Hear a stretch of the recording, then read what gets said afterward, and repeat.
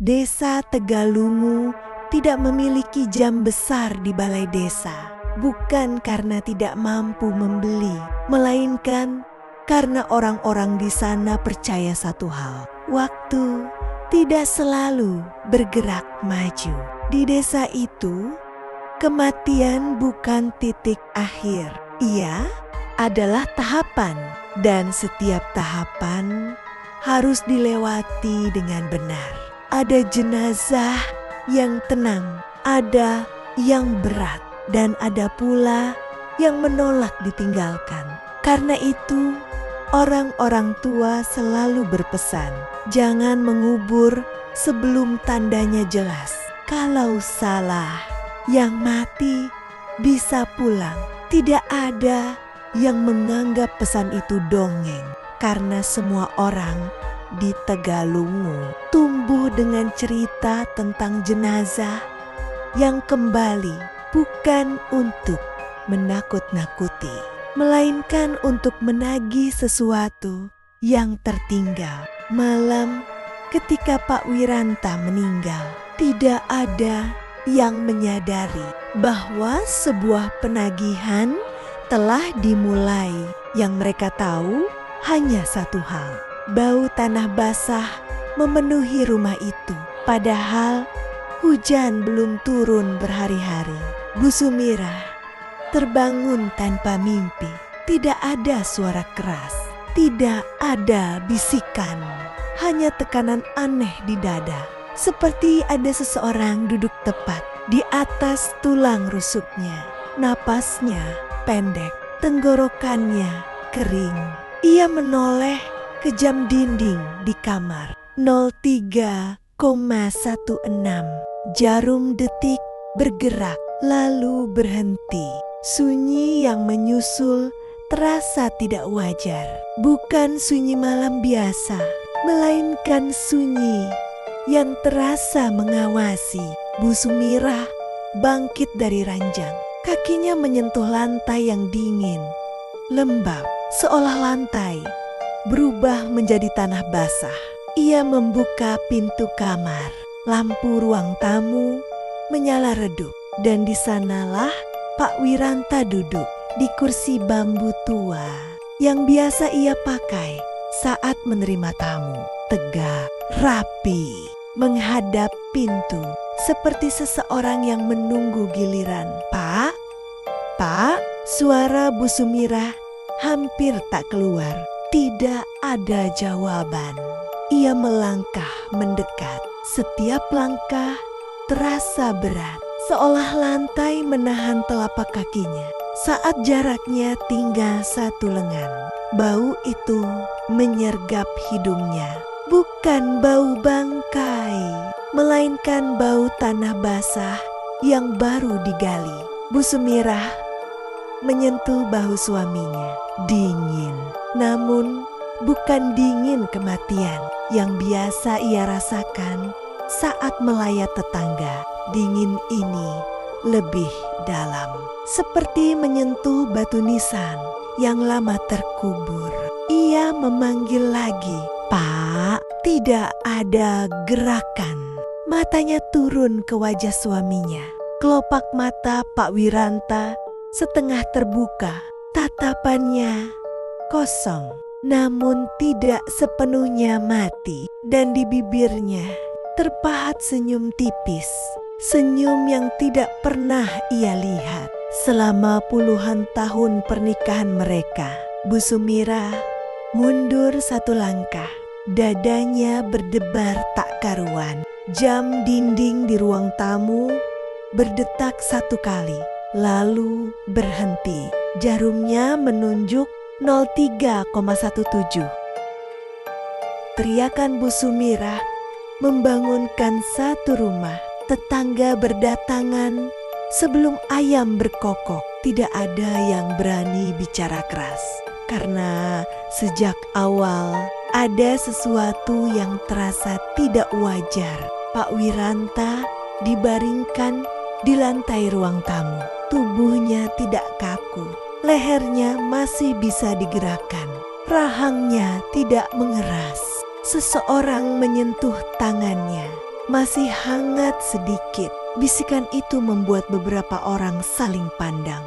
Seorang tetua mencoba memastikan. Ia menempelkan telinga ke dada jenazah. Tidak ada detak jantung, namun ada suara lain. Pelan, seret, seperti pasir basah yang digeser di bawah tanah. Orang itu menjauh cepat-cepat. Apa itu? Puh, gumamnya. Belum sempat siapapun menjawab. Dadanya turun naik sekali. Satu tarikan napas, pendek, berat, seolah paru-paru yang lupa caranya bernapas. Mencoba sekali lagi, lalu berhenti. Ruangan membeku. Bu Sumirah jatuh terduduk. Aku belum memanggil siapapun, bisiknya berulang-ulang. Jenazah dimandikan menjelang pagi. Air sumur terasa lebih dingin dari biasanya. Saat gayung pertama disiramkan ke kepala Pak Wiranta, air mengalir lambat, seolah ada yang menahannya di kulit. Orang yang memandikan mengerutkan dahi. Airnya berat. Ketika wajah jenazah dibersihkan, kelopak matanya bergerak sedikit, cukup untuk membuat tangan berhenti. Bu Sumirah menjatuhkan gayung, matanya barusan. Tidak ada yang menyangkal. Semua melihatnya. Kulit Pak Wiranta tidak mengerut seperti jenazah lain, justru semakin pucat, keabu-abuan, seperti tanah liat basah yang belum mengering.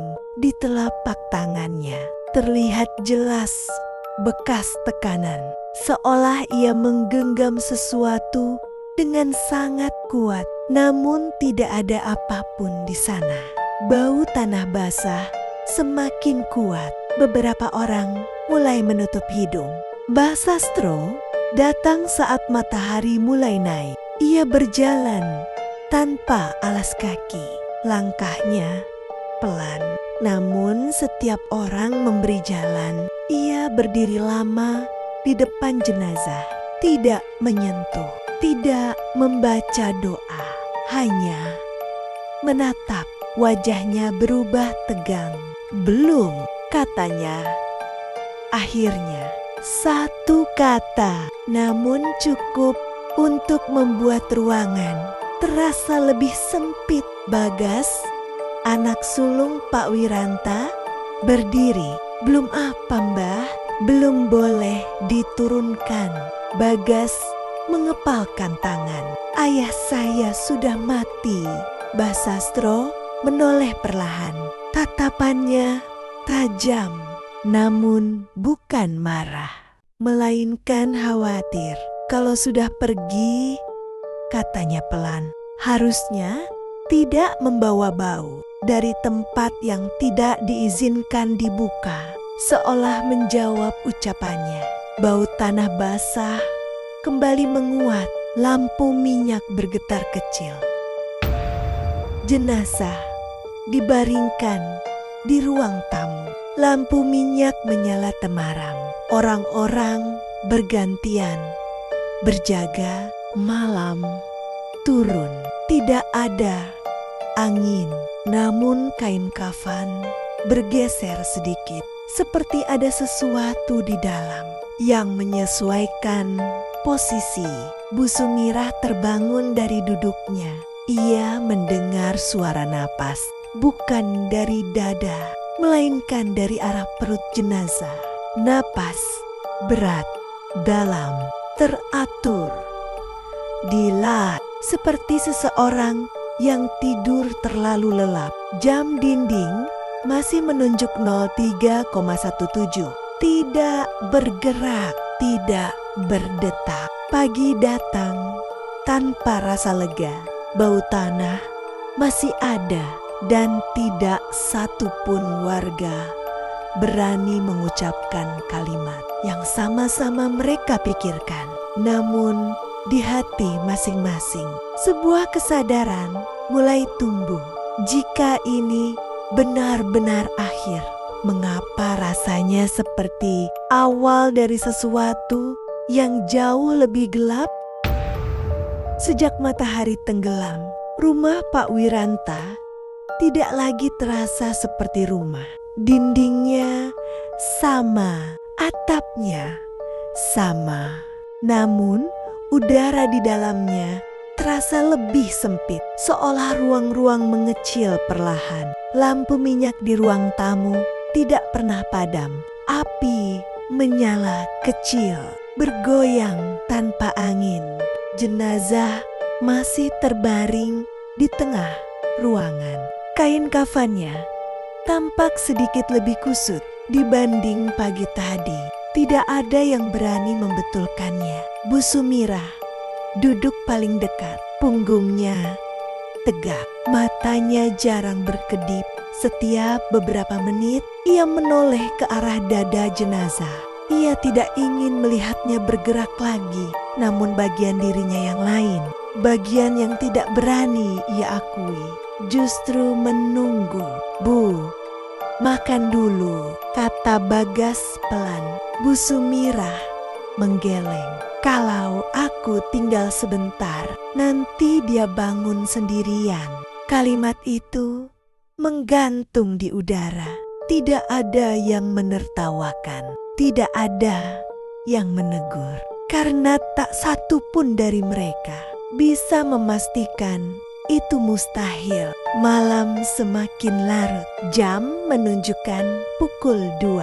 Jam dinding tetap di 03,17, tidak bergerak sejak kemarin. Salah satu tetangga, Pak Rukman, mulai tertidur di sudut ruangan. Kepalanya terangguk-angguk, lalu terdengar suara itu pelan, seret, seperti kuku yang menggesek kayu dari dalam. Pak Rukman terbangun. "Dengar enggak?" "Enggak," bisiknya. Tidak ada yang menjawab, namun semua mendengar.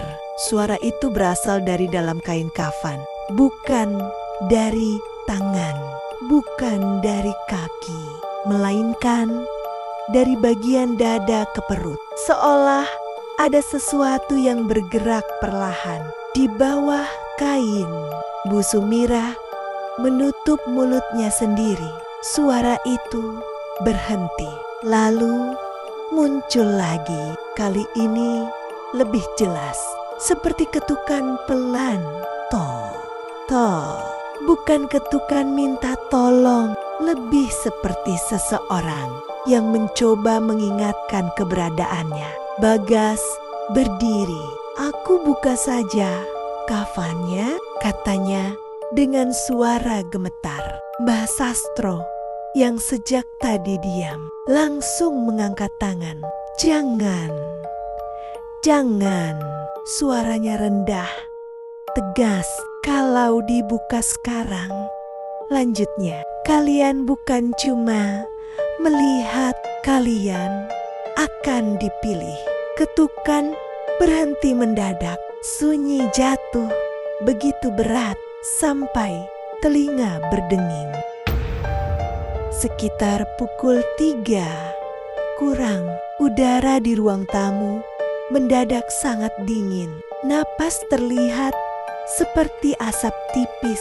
Bu Sumirah merasakan sesuatu mendekat ke telinganya. Bukan sentuhan, melainkan tekanan. Seperti ada seseorang berdiri sangat dekat. Lalu suara itu terdengar pelan. "Serak, Mira." Ah, Bu Sumirah menjerit. Itu suara Pak Wiranta. Bukan suara orang sakit, bukan suara orang sekarat, melainkan suara sehat, seperti saat ia memanggil istrinya dari ladang dulu. "Mira." Lampu minyak bergoyang keras. Kain kafan di bagian dada mengembang. Satu tarikan napas penuh. Semua orang berdiri bersamaan. "Bacakan doa," teriak seseorang, namun lidah-lidah keluh. Tidak satu pun doa keluar dengan benar. Karena di sela-sela napas itu terdengar suara lain, lebih dalam, lebih berat, seperti suara dari rongga tanah. Mbah Sastro memejamkan mata. Dia belum dilepas, katanya lirih. Dan yang di bawah sudah tahu. Menjelang subuh, suara berhenti. Kain kafan kembali diam, namun rasa aman tidak kembali. Saat lampu dinyalakan lebih terang, Rani, keponakan Bu Sumirah, menjerit pelan. Ini apa? Ia menunjuk telapak kaki jenazah. Di sana jelas terlihat bekas tanah basah, bukan noda, melainkan cetakan.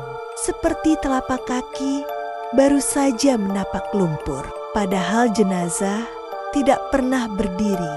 Bekas itu tidak hanya satu, ada dua. Seolah ia sudah bangun, lalu kembali berbaring. Bu Sumirah menangis tanpa suara. Ia teringat sesuatu. Seminggu sebelum meninggal, Pak Wiranta pernah berkata, "Kalau aku mati nanti, jangan langsung ditutup rapat." Saat itu, ia mengira suaminya hanya takut mati.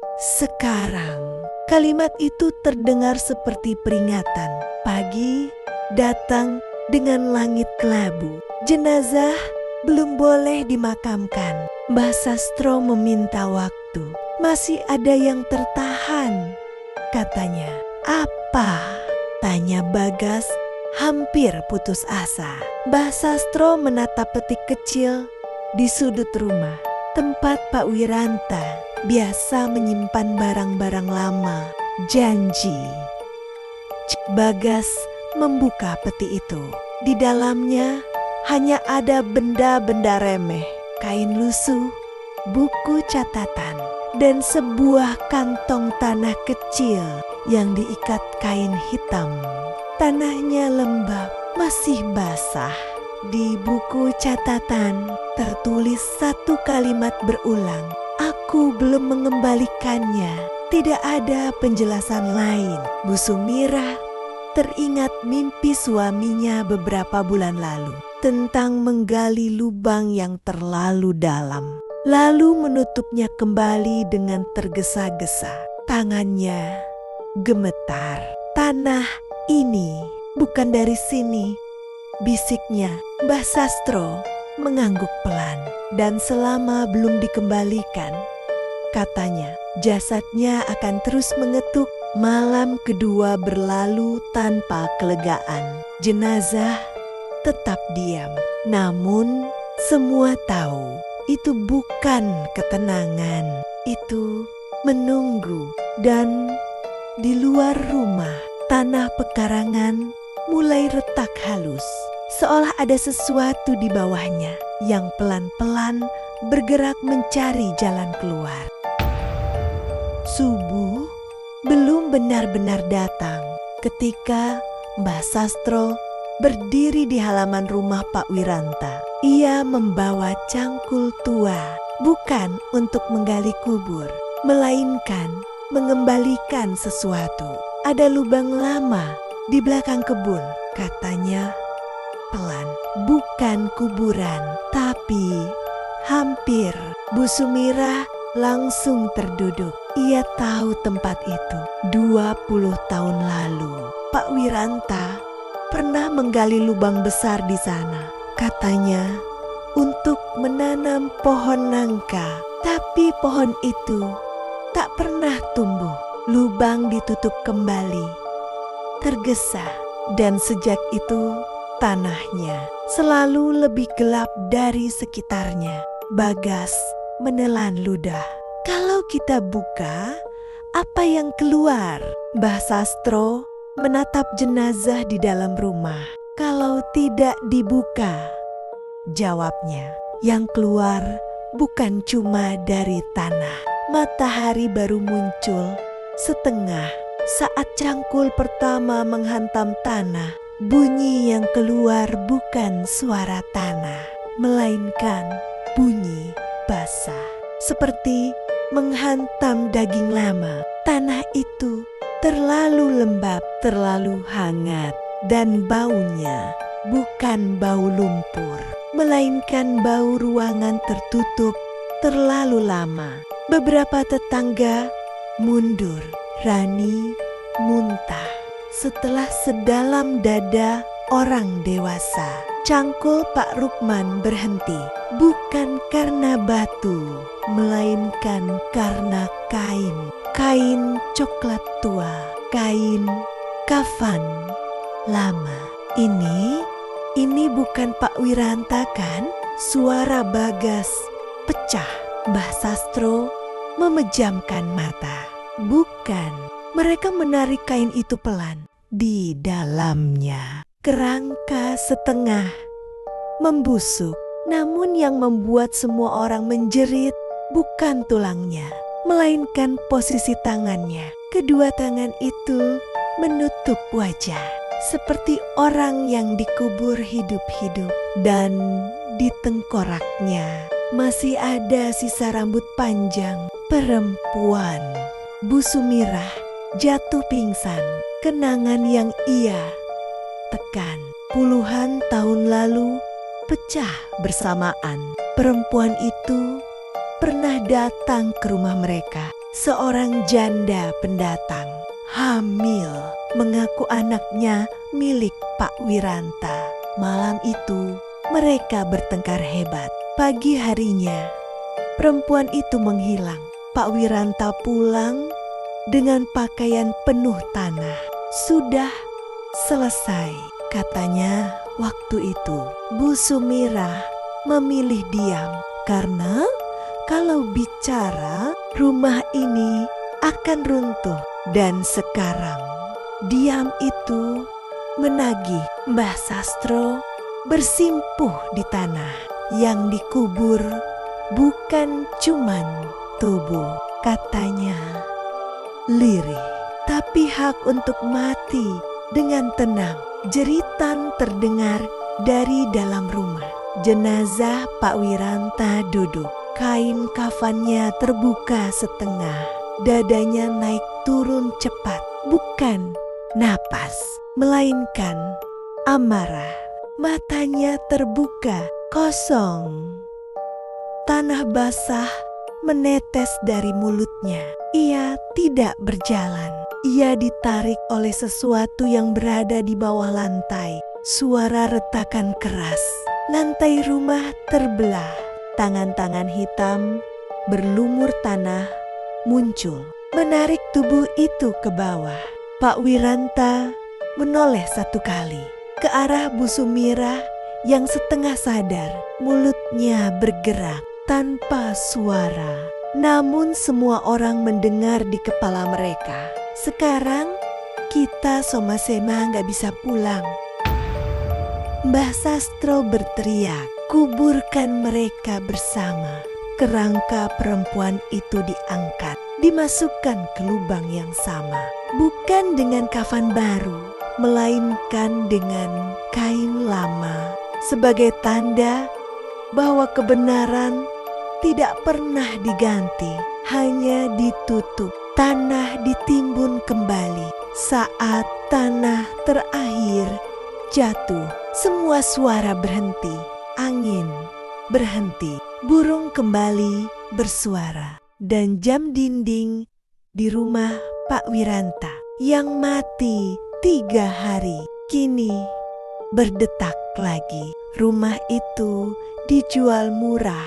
Tak ada yang mau menempatinya lama. Kadang malam-malam tertentu orang melihat 2 bayangan duduk di beranda. 1 lelaki, 1 perempuan. Tidak saling menyentuh, tidak saling bicara. Namun tanah di bawah rumah itu tetap lembab. Dan setiap kali ada jenazah baru di desa, bau tanah basah itu selalu muncul lebih dulu. Seolah mengingatkan yang dikubur tanpa kebenaran tidak pernah benar-benar mati.